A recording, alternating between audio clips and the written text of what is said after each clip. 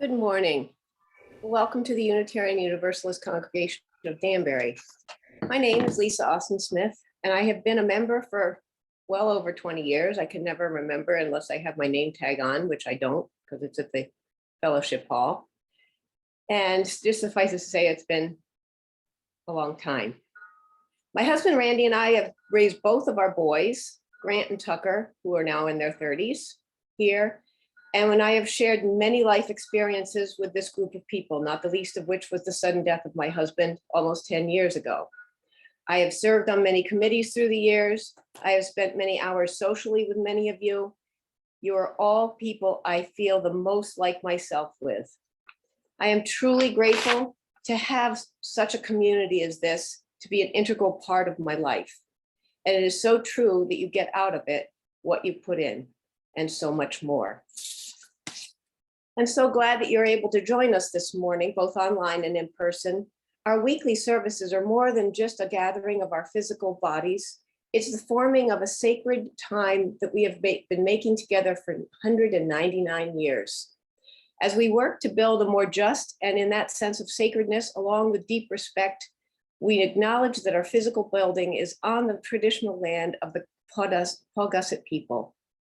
If you are joining us online, we invite you to introduce yourselves and where you are connecting from in the chat box as you are comfortable. If you are here in person, please fill out a guest card and drop it in the basket on the table in the foyer as you leave the day. After our service, we invite those of you visiting in person to step outside and take a moment to greet each other, and those of you at home to participate in a breakout group for individual connections and deeper check-ins. We welcome you, whatever the faith and traditions of your past, whatever your theological stance, whatever your heritage, whoever you are, and whomever you love, we welcome you. You can learn more about UUCD on our website and Facebook page, and we encourage you to share our Facebook page and reach out to others who may feel isolated and might benefit from the spiritual connection with our loving community.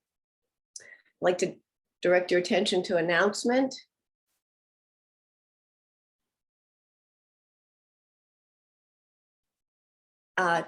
Today, we welcome Reverend Julianne Silverman Bunn as our service presenter.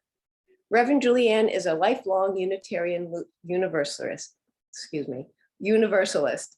RLY and YRUU leader who has served as a parish minister, religious educator, hospice chaplain, and now a hospital chaplain at Mercy Medical Center in Springfield, Massachusetts, and quarter-time assistant minister at the Unitarian Universalist Society of Greater Springfield.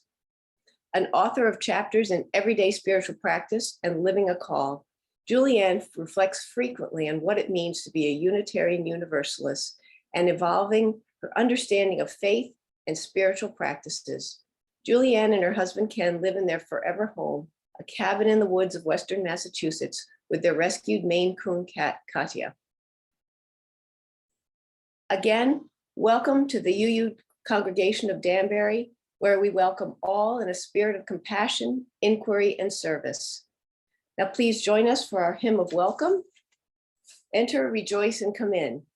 We remind those in the fellowship hall to please hum, and those at home, we invite you to sing with abandon.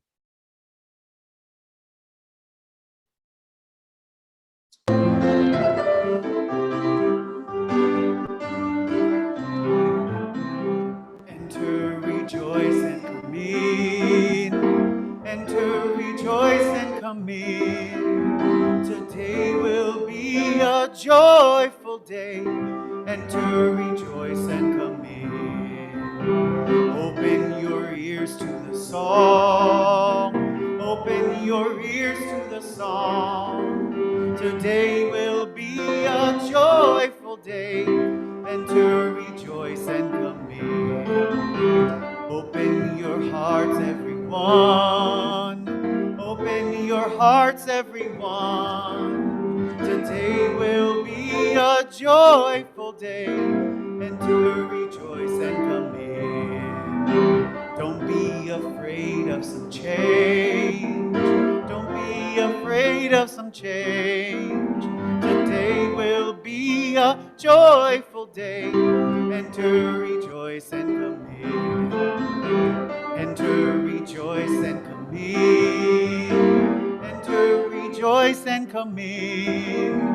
Today will be a joyful day. Enter, rejoice, and come in.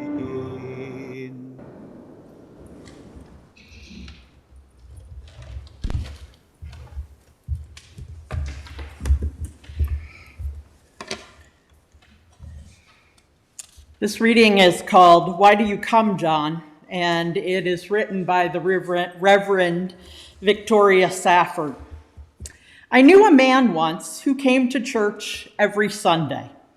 You may find nothing remarkable in this, but think of it. A man who came every single Sunday.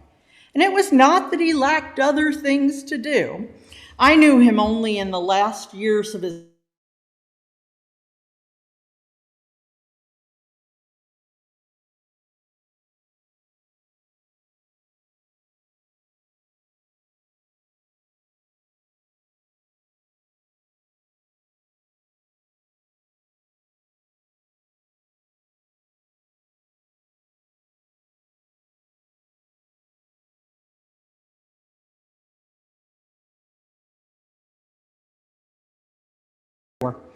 the world and the people that he cared for. But what set him apart from all of us was that he came every single Sunday. And because of hearing loss, I think more than any sense of his own importance, he sat in the front row. Why do you come, John, in all kinds of weather?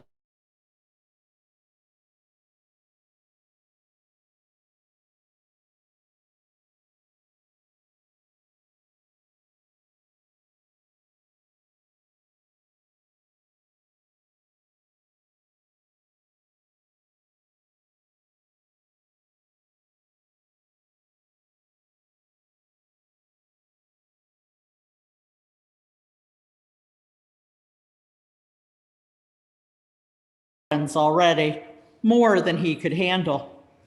He did it not because he wanted to evangelize the visitors or grow the church.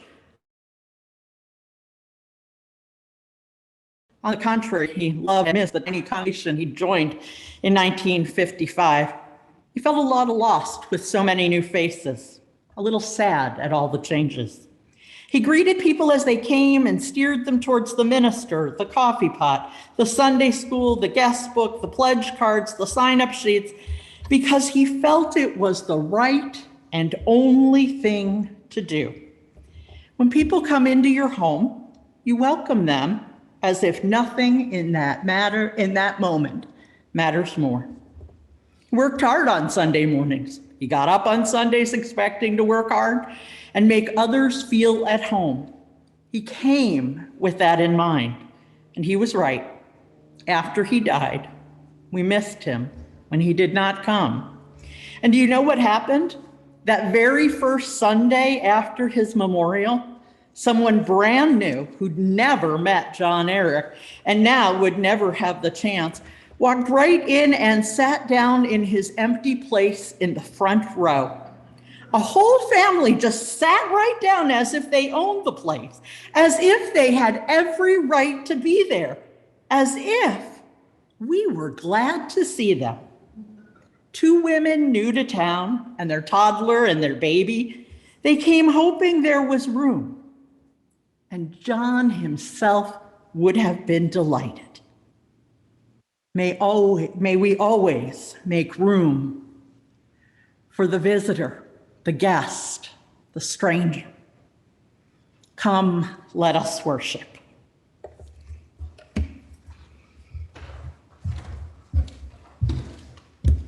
Please join me in the words of our chalice lighting affirmation.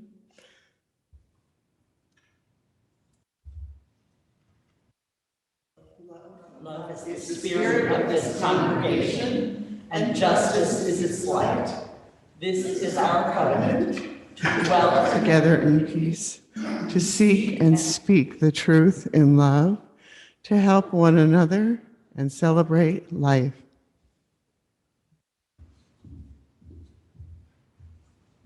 It's time for the children's affirmation. So if there are any children who are at home but not near the screen, I invite you to come on over now. And of course, I'm looking forward to seeing you in person at 11:30. Let's say our affirmation together. We are Unitarian Universalists. We are people with open minds, loving hearts, and helping hands. We care for the earth and each other. Oh, and Julianne has a story to share.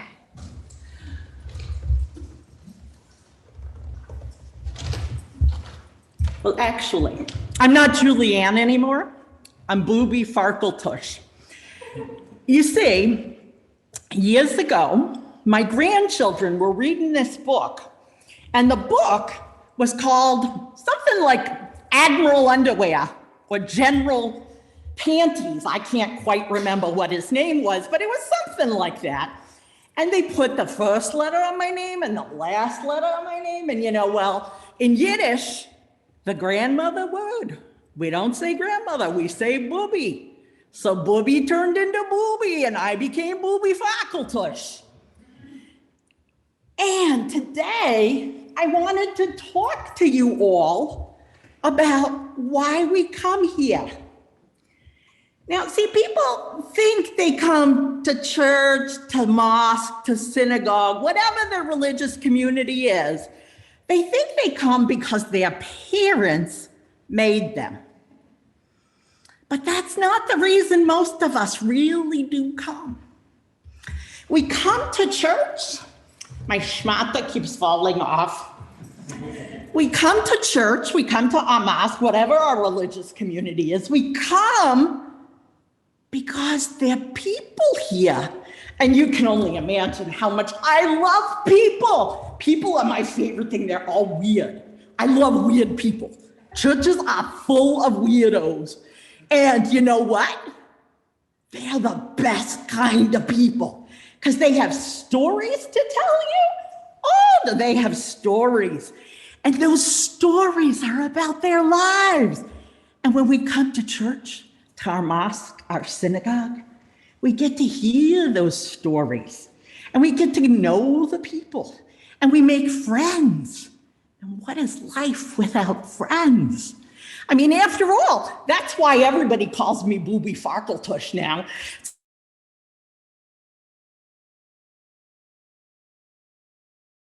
My friends heard they thought it was funny, and so everybody comes now. Now, it's a silly name. It's not the name my parents gave me, but it's mine, and I love it. Because, everybody gets a laugh when they hear my name now. And so I'm part of the crowd. I'm part of the family. And that's why we build community. We come to build community here. We come to build a family. Because some of us, well, the relationships we have with our family, they may be good, they may be bad, they may be far, far away. But here we can build family. We can create community. And that's why we love to come to our churches, our synagogues, and our mosques, so that we can have a place that feels like home and filled with people who love us. What better thing could we ever ask for than a place we can come to feel like we're at home? So thank you for coming.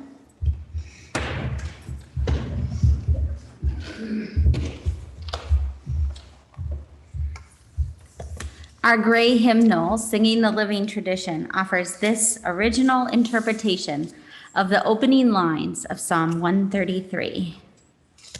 How rare it is, how lovely, this fellowship of those who meet together. How rare, how lovely, how truly good it is to have a community with whom we share our great joys and deep sorrows and the milestones of our lives.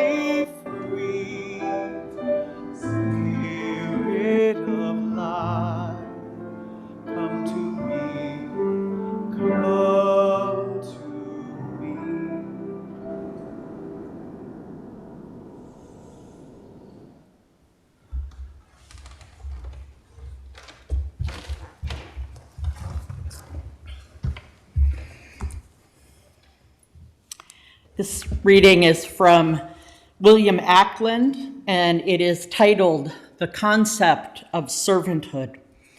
And it begins with this quote from Matthew 20:26.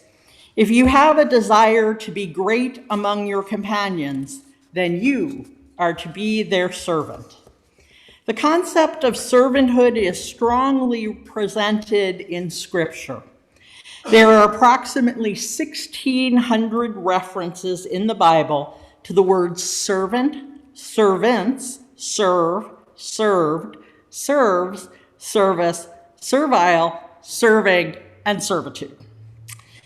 The derivations of the word serve are interesting and varied, but generally follow a fairly similar meaning, though used in different contexts over the centuries. For example, in the late 12th century, the word meant to render habitual obedience to. Also, to minister, give aid, give help. In the Old French, servir, interestingly, means to show devotion to set a table or to serve at table. And this is an echo of Acts 6:2, where one of the 12 disciples stated, "It is not desirable that we should have the word of God and serve tables." Other origins from Etruscan, Proto-Italian, and general English usage through the 13th to the 16th centuries have the same general meaning as we would understand the word today. Christ made very clear what he meant by the word servant. Matthew records the incident when the mother of the sons of Zebedee, James and John, came to Jesus and asked that her two sons be placed in positions of high honor in his kingdom, sitting next to Christ on his right and on his left. What may seem an outrageous request to us was accepted by Jesus as a genuine request by a mother. He directed his answer to the brothers, who by this time were probably standing rather sheepishly before him, probably hearing the murmuring of the other disciples. And Jesus asked them if they were able to drink the cup he was about to drink and be baptized with the baptism he would endure. And the fact that they replied, "We are able," shows that Christ was directing his answer to them and not to their mother. We then come to the key point of this incident when Christ stated in clear terms, "Whoever desires to be great among you, let him be your servant." One of the character flaws that soon developed after the entrance of sin was the assertion of oneself at the expense of others. This may not apply to every person, but it is part of the character and personality of many people. To be selfless, like Christ, is an aim that all Christians should have.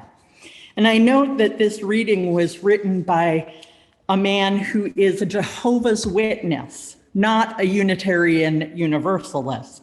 And so some of the language in it is explicit to the way they would frame things. We would genderize things differently, and we would probably use the name Jesus instead of the word Christ. So with that, I turn it over to Nancy. It is now time for our congregational offering. If you're here with us for the first time, your presence is your gift to us. Online members, please express your generosity by clicking the link posted in the chat to make a donation or a pledge. While not everyone is here in our sacred space, our operating expenses remain the same. Please consider using the simple Give barcode or link, or mail a check to UUCD, 24 Clapboard Ridge Road, Danbury. For those of us here in the fellowship hall, I will be at the door to accept offerings as you leave our service today. Please join me in the congregational response. In the spirit of compassion and service, we dedicate these, our offerings.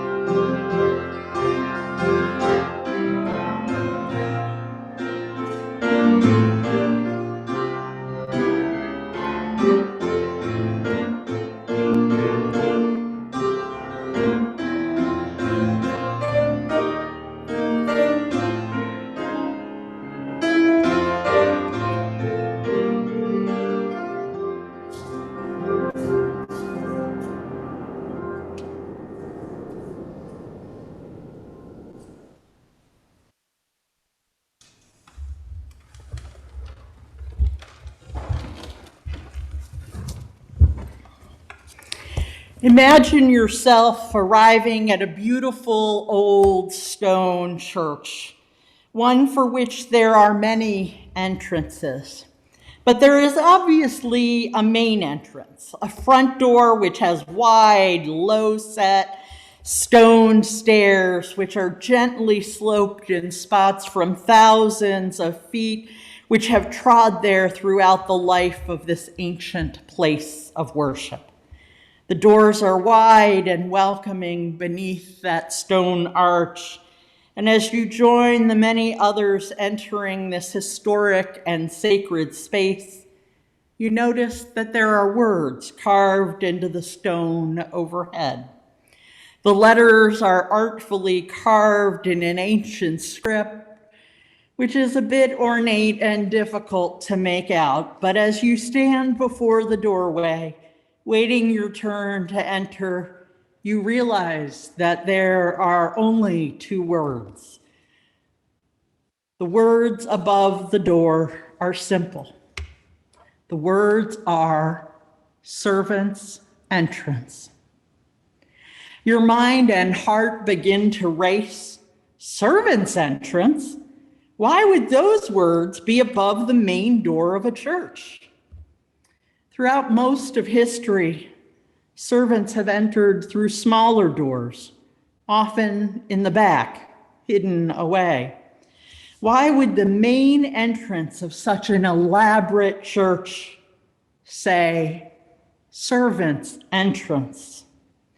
Knowing that the world and society has long been classist, you wonder if this was intended to tell us that this entrance was for domestics or field workers. But somehow that feels wrong. This is, after all, the main entrance of the church, the entrance by which all the worshipers enter, regardless of class or station in life, and yet it says servant's entrance.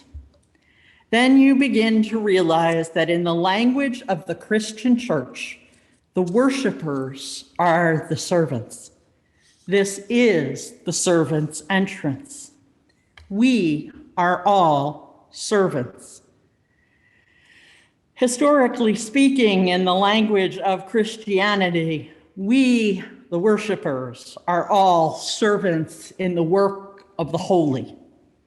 In our own Universalist tradition and now Unitarian Universalist, it is not uncommon to hear the words similar to the ones in your own order of service this morning. Love is the doctrine of or spirit of this church, and service is its prayer or its law. Your own chalice lighting words include some of that. This is our great covenant, to dwell together in peace, to seek truth in love, and to help one another. This morning, I ask you to join me in exploring the idea and the message held in the reality that each time any of us enters a place of faith, we are asked, actually invited, encouraged, to recommit to becoming servants. Each time we come, we are here to renew ourselves in faith, strengthen ourselves for the work of living our beliefs for the rest of our day in and day out life. So let us think about the servants who enter through the main door of the church, be it that ancient building I described, a chapel in the woods, a modern church building, or even a space in a home or place of work that has been set aside permanently or simply for a specific moment. This is a place for setting aside who we are in the rest of our lives and being present to ourselves and whatever it is that is beyond our knowing. The servants are all those who gather to do the worshiping, and for that matter, the work of the church. Living our faith, putting faith in action, means being servants of a greater cause, servants to our faith and beliefs. Even when a church does not have those words carved in stone above the door, it does not make it any less true that those who enter are here as servants to something greater than themselves. Marian Wright Edelman says, service is the rent each of us pays for living, the very purpose of life. And Albert Schweitzer said, I don't know what your destiny will be, but one thing I do know. The only ones among you who will be really happy are those who have sought and found how to serve. And William Wordsworth wrote, small service is true service. For most people, church is about being part of something greater than ourselves. A body capable of doing what we alone are incapable of doing. Service refers to the labor necessary to create vitality within congregation, but also the service which allows the congregation and ourselves to be of use in the wider community. As servants, we take actions, small, medium, and large, one time and ongoing, but perhaps the greatest service we do for ourselves and others is simply to be present, to show up once or as often as we are able. The reading I shared at the beginning was about a man I actually knew, the husband of my mother's oldest and dearest friend. John Howard Eric was known to me as Daddy John. Daddy John was by pretty much any measure a curmudgeon, but a beloved curmudgeon. Daddy John was the person in my life who first made me feel like becoming a UU minister was something they were proud of me and really excited to hear about and to ask questions about my journey. That was how Daddy John treated pretty much everyone. We were all important, sacred beings. Although he would have had an absolute fit if I had suggested it quite like that. You see, Daddy John was a scientific rationalist and a humanist. Daddy John had a hard time grasping how others could consider simple, ordinary things as sacred. There was no greater servant of this faith, however, than Daddy John. He was treasurer of his UU church for over 20 years. He drove people to the airport for a donation to the church. He donated his time to so many organizations and to helping people. And he used his time well, and he was a faithful servant. Daddy John also took a daily nap. He would never have called it this, but I do. He was practicing self-care. I tell you this because your story, like Daddy John's and my own story, is sacred.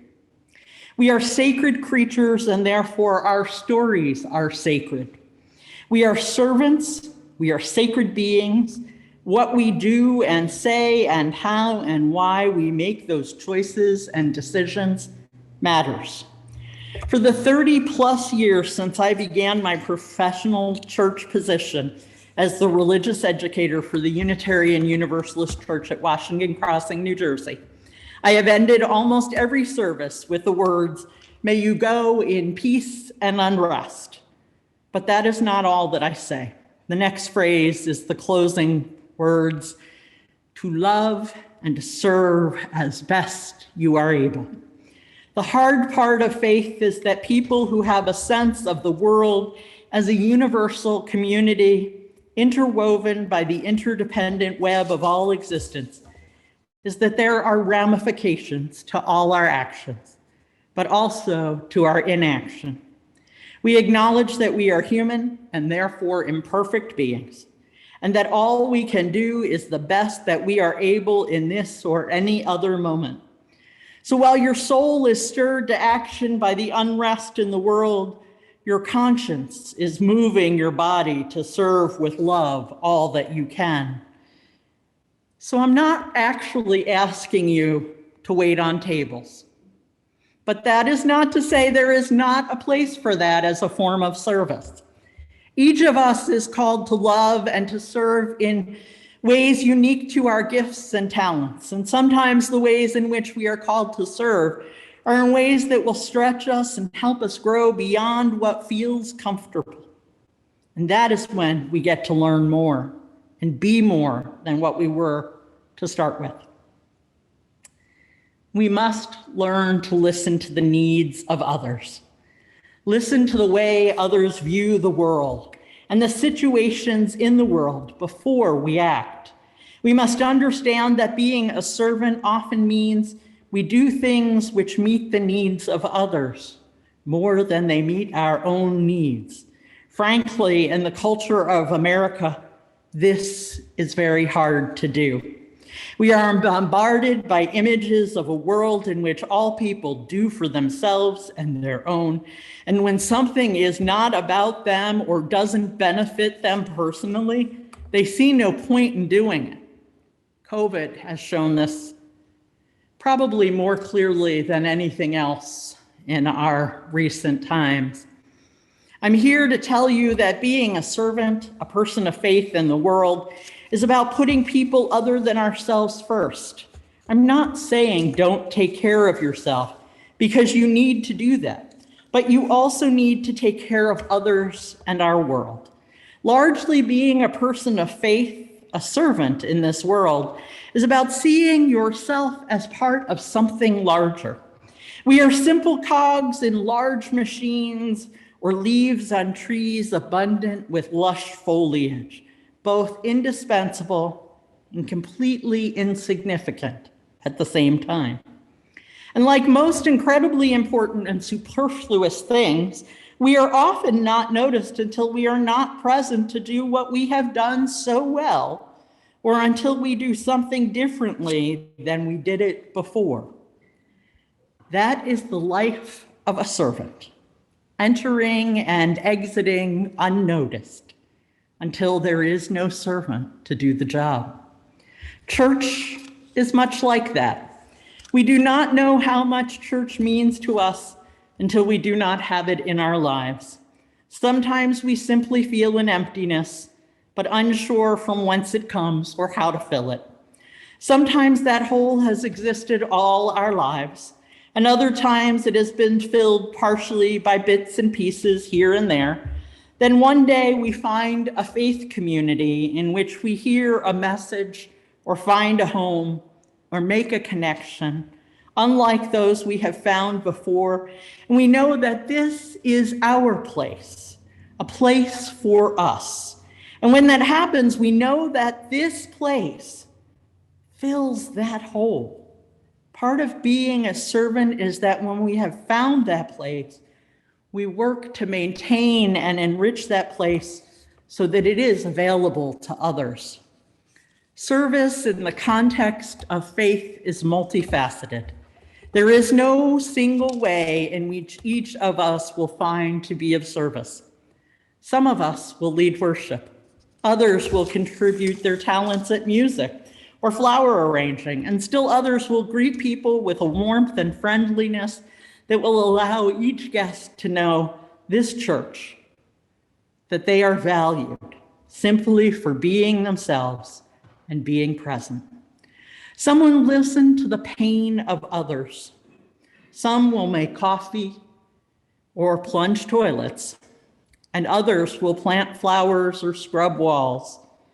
Some will share the message of Unitarian Universalism with others at home and at work, helping to bring the word of faith that offers hope and healing to someone who has been wounded by another less welcoming faith. We each have gifts and talents that we get to share, that we get to put to work in service of our community and our faith. It is your words, your deeds, your acts of faith and service which enrich the life of this religious community, this house of worship, this dwelling place for the Spirit, this home of servants. May you know that whether the words are carved in stone or simply in the hearts of those that enter this and every church, all doors are the servant's entrance. May you enter with loving hands and ready hearts. Salam, shalom, amen, and blessed be.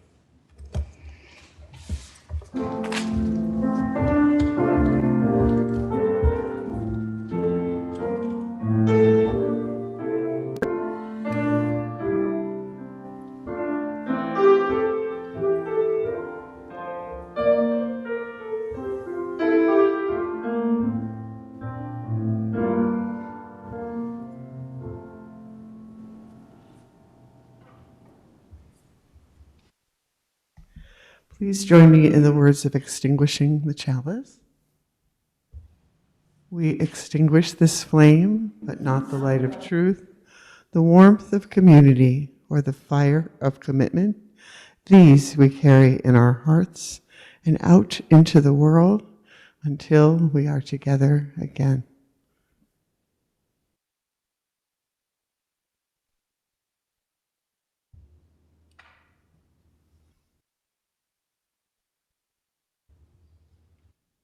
We'll sing together our closing hymn, All Our Architects. All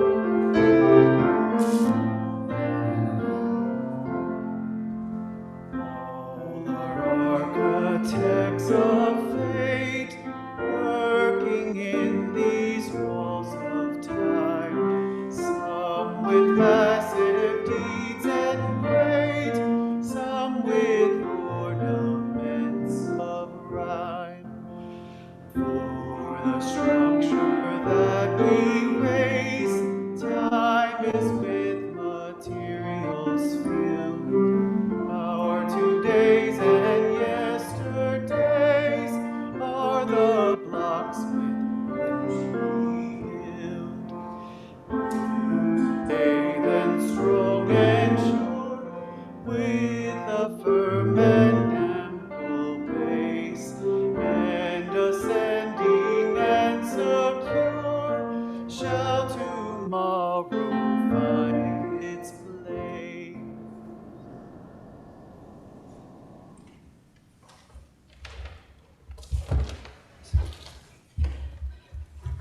Good and faithful servants, may you find ways to labor in the love of this faith. May you find ways to gift others with your strengths, and may you benefit from the strengths of others. May you go in peace and unrest to love and to serve as best you are able. Amen and blessed be.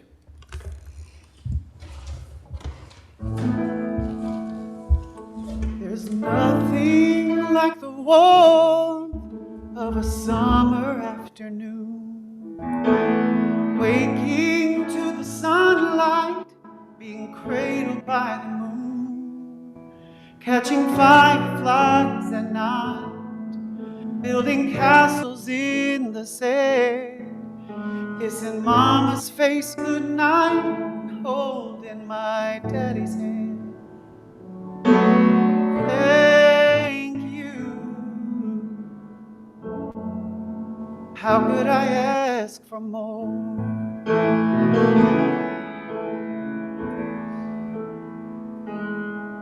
Running barefoot through the grass, a little hide and go seek, and being so in love that you can hardly eat, and dancing in the dark when there's no one else around, being bundled neath the covers, watching the snow fall to the ground. Thank you. How could I ask for more?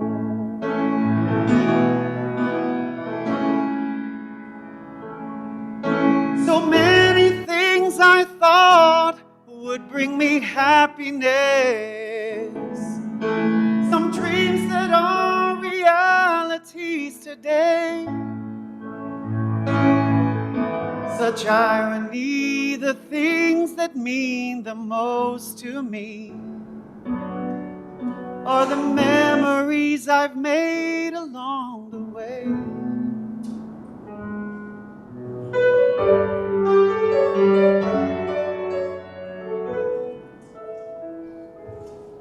So if there's anything I've learned from this journey I am on, simple truths will keep you going, simple love will keep you strong. 'Cause there are questions without answers, and flames that never die, and heartaches we go through are often blessings in disguise. So thank you. How could I ask for more?